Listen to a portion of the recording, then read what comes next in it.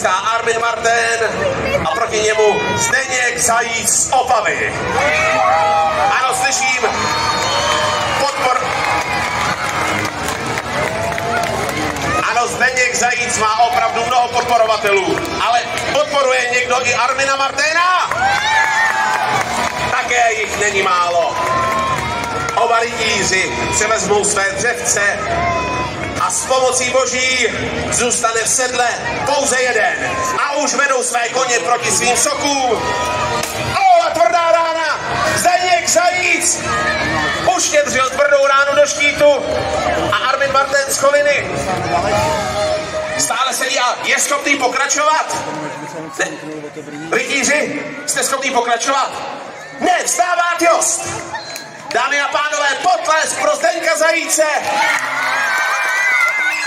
který vyřadil Armina Martina. A ano, je to tak. Rytíř Albrecht ví, že teď je okamžik, kdy směří své síly se Zdeňkem. Vážení milí diváci, Zdeněk Zajíc z Opavy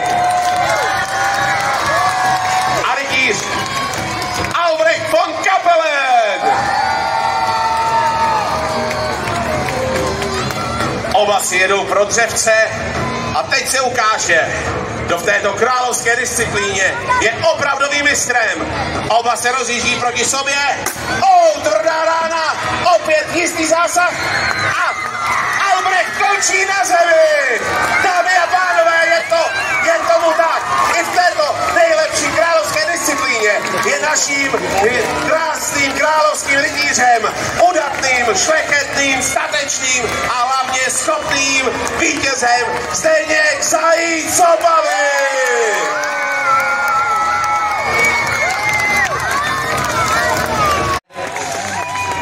Rytíře Zdeňka Zajíce z Opavy dnes představoval Martin.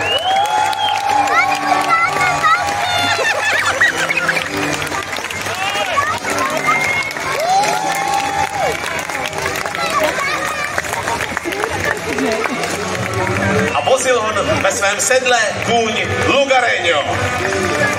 Dámy a pánové, to byli naši jezdci, kteří se před vašimi zraky byli, svářeli a ukazovali své jezdecké schopnosti, představovali své krásné koně. Jo, to jsem, dobře, spory stranou, samozřejmě.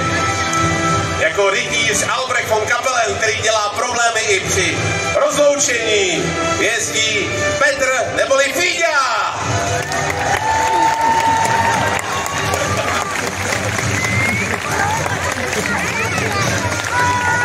Ano, teď vám předvádí, že se svým koněm, který se jmenuje který se jmenuje Sám, tak umí couvat.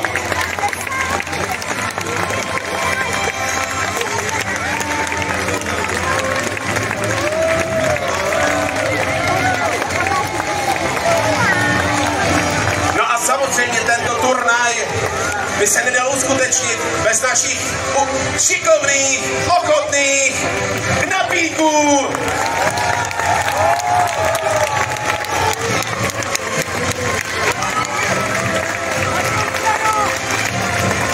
Kteří se obětovali, běhali po svých, chystali disciplíny, no a nebáli se nastavit i svá těla.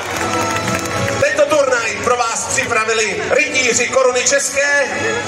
No a dovolte mi, abych se rozloučil s vámi i já. Jako herold jsem dnes, byl teda jako herold dnes, ale jinak nosím jméno David. Dámy a pánové,